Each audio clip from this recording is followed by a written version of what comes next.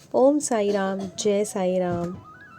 कहा जाता है कि 1910 में जब शिरडी में महामारी फैली, वह थी हैज़ा।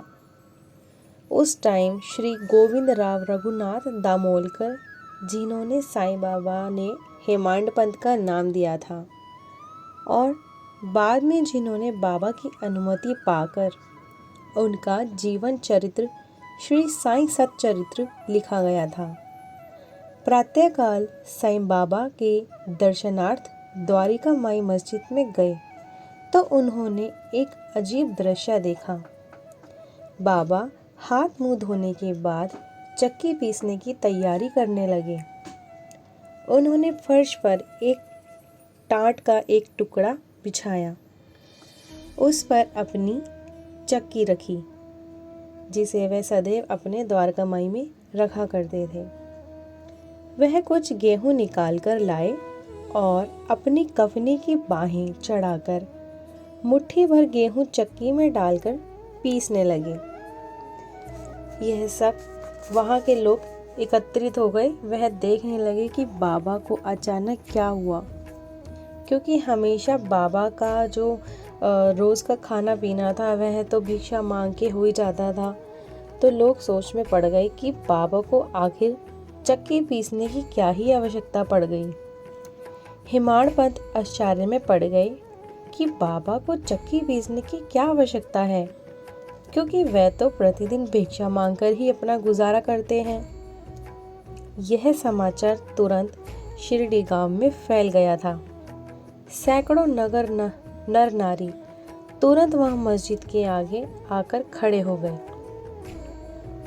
उस भीड़ में से 4 निडर स्त्रियां भीड़ की चीरती हुई ऊपर आई।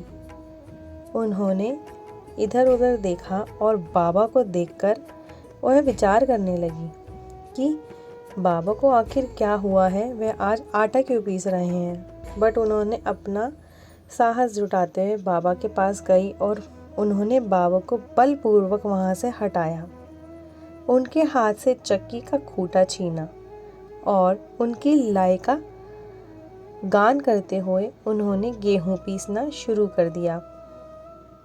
बाबा पहले तो क्रोधित हुए, फिर उनके भक्ति भाव को देखकर मुस्कुराने लगे, क्योंकि बाबा ऐसे थे कि अगर वह क्रोधित हो रहे हैं तो उन्हें क्रोध में बिल्कुल ही गुस्सा भर जाते थे वो, और अगर उन्होंने शांति है तो वह अपने भक्तों पर बहुत ही प्यार न्योछावर किया करते थे। आटा पीसने वाली स्त्रियों ने सोचा, बाबा तो स्वयं भिक्षा मांगकर अपना गुजारा चलाते हैं, भला उन्हें इस आटे की क्या आवश्यकता है। संभवतः बाबा इसे हमको दे देंगे। सभी ने यही सोचा और एक दूसरे को देखकर विचार करने लगी कि हम सब आटा अपना अपना भाग लेकर चले जाएंगे। देखते ही देखते सारा गेहूं पिस गया। उन्होंने चक्की को हटाकर उस आटे के 4 भाग किए और उसे उठाकर ले जाने लगी। तभी बाबा अत्यंत क्रोधित होकर बोले, ओ स्त्रियों, क्या तुम पागल हो गई हो? तुम किसके बाप का माल हड़प कर ले जा रही हो?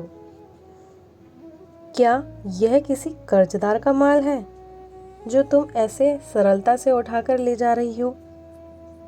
अच्छा, अब एक काम करो, बाबा ने कहा कि इस सारे आटे को शिरडी गांव की मेड़ यानी कि सीमा पर चारों ओर बिखेर आओ। स्त्रियों ने ऐसा ही किया और तुरंत शिरडी में हैज़ा रुक गया। वह वहाँ समाप्त हो गया। बाबा की यह चमत्कार लीला विश्व भर में मशहूर हो गई है। श्री हेमांड पंत ने अपनी अमर कृति श्री साईं सच्चरित्र में इसे सबसे पृष्ठ 1 या 2 पर लिखा है। अगर आप सभी को श्री साईं सच्चरित्र सुननी हो तो आप मेरे चैनल पर देख सकते हैं और मैं उसका लिंक अपने डिस्क्रिप्शन बॉक्स में डाल दूंगी। यदि आप साईं सच्चरित्र सुनना चाहते हैं तो आप पूरी अच्छे से इस लीला के बारे में जान सकेंगे। तो बोलिए श्री सच्चिदानंद सद्गुरु साईनाथ महाराज की जय।